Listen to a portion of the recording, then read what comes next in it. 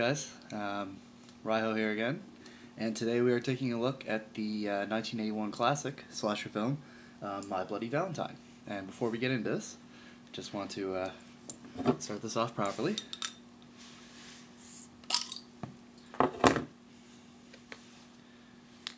You're going to see a lot of these in this movie. If you watch this movie, you're going to see them consume about, like, a truckload of Moosehead lager. That's good. The film was made in 1981, as I said, by George Mihalka. It starred Paul Kelman as Jesse T.J. Hanniger, sorry. Lori Hallier as Sarah, Neil Affleck as Axel. And, well, pretty much most of them anyway are no names. I don't know why I'm bothering to go through them. But and Peter Cowper played Harry Warden. I mean, straight up, this film was clearly made to, have another slasher fit on a holiday. You had Halloween, of course, that started them all off. Then you had Friday the 13th, not a holiday, but, a day on the calendar kind of a thing. Christmas Evil or something like that would be Christmas, or Silent Night, Deadly Night. And this one took up Valentine's Day. That's pretty much what they were probably going for, I'd say. Anyway, the film is about a group of miners are working down in I don't know what kind of mine, they don't really say, but I'd say it's a coal mine. When their two supervisors decide they want to go off to the Valentine's dance. The town this is set in is called Valentine's Bluff, so I guess, Valentine's Day is a big deal for them. And so they left early, leaving all the guys in the mine, and then due to a methane gas explosion, a bunch of them died, except for one, who was sort of driven mad, and so he killed the supervisors, and and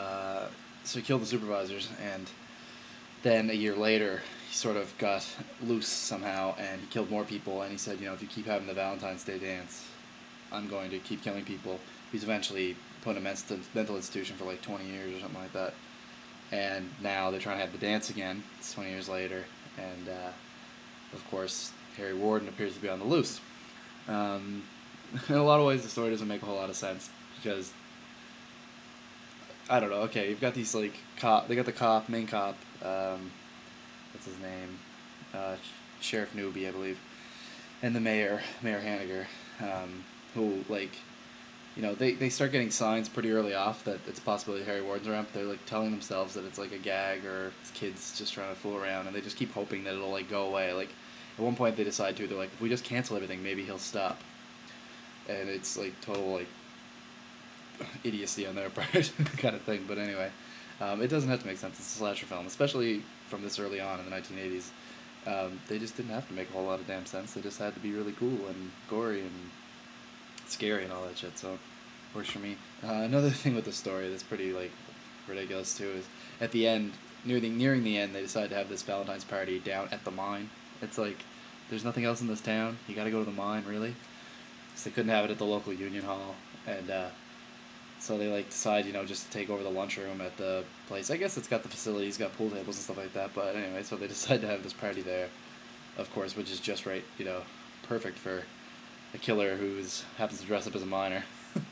But the thing about, and then even better is at the party when they get drunk, they decide, they're like, let's go for a ride down in the mine, and like 4 or 5 of them go down into the mine. It's like, are you really that drunk that you think it's a good idea to pop into a mine, take a look around? Like, shit's fucking dangerous. It's underground and shit. Oh, the whole thing is just hilarious. But if you're gonna make a horror movie about a guy that was a miner, who dresses up as a miner, who runs around with a pickaxe, eventually they've got to end up in the mine. But yeah, it's got some really great kills in it. You would think that they would be stale and totally redundant. It would be just pickaxe kills all the time, but no. He uses, like Harry Warden, the killer in the movie, uses like all kinds of different, he uses the environment. He does use the pickaxe a couple of times, but he uses it in really cool ways. Gets one guy under the chin and stuff.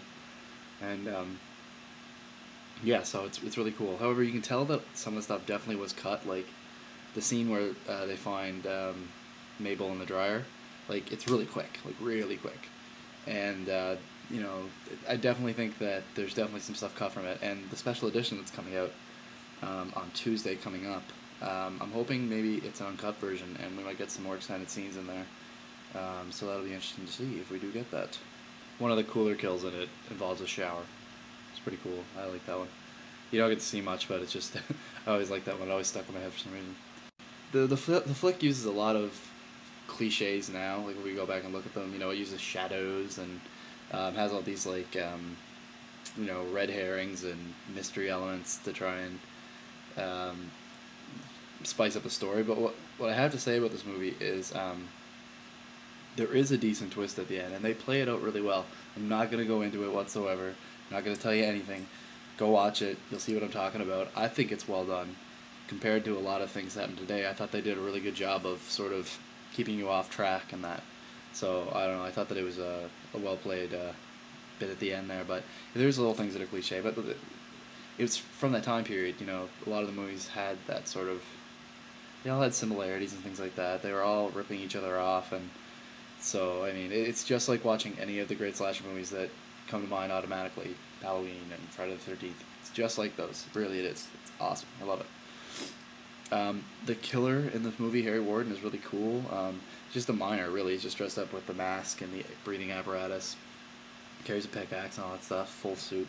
It's just cool because he's another faceless killer. When you can't see the face, you sort of get to picture what could be underneath it yourself. And also, like, the lack of identity and facial emotions and things of that nature.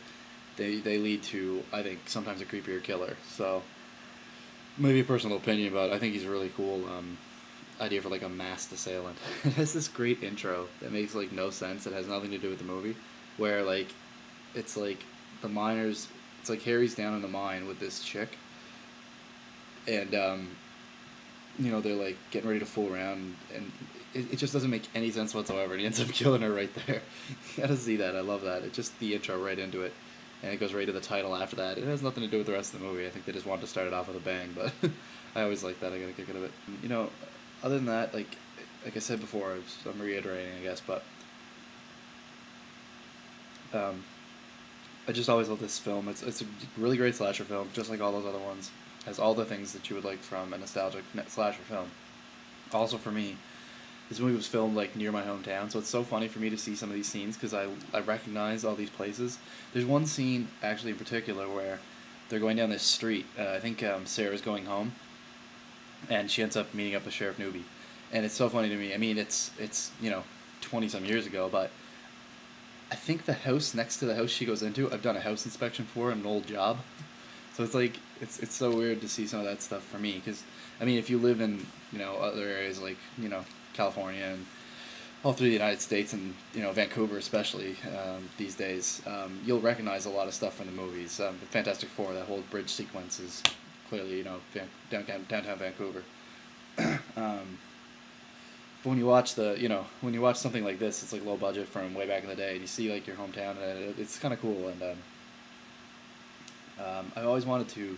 I still might do it. If you guys have ever seen K&J Horror. It's a channel on here. He also has a website. Jay, he kind of goes to locations from horror films, and he films like the locations and gives you a look at them now. And from old, he does like Friday the 13th, Friday the 13th Part 2, and I think he does the Mangler. And I've always wanted to kind of do that back home, and I still might do it. I'll go and maybe film some of the locations and put them up on the channel so you guys can kind of see them now and see what it looks like around there. Might be something I'll do in the future. But yeah, that's My Bloody Valentine. Like I said, great slasher.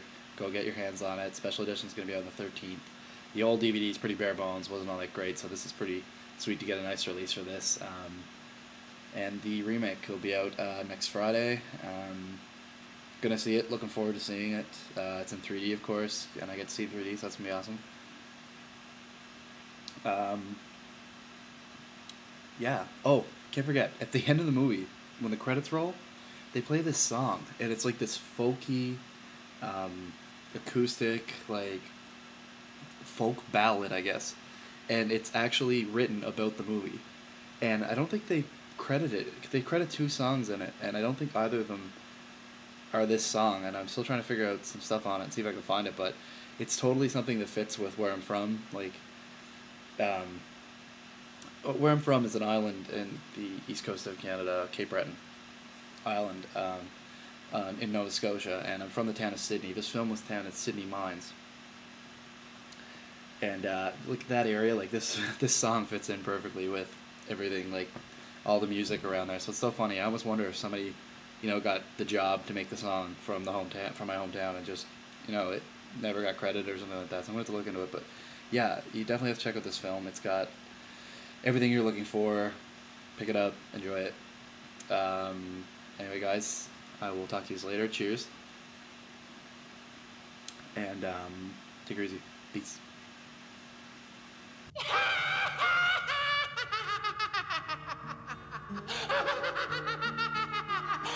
Once upon a time, on a sad Valentine, in a place known as Hallier, mine, a legend began.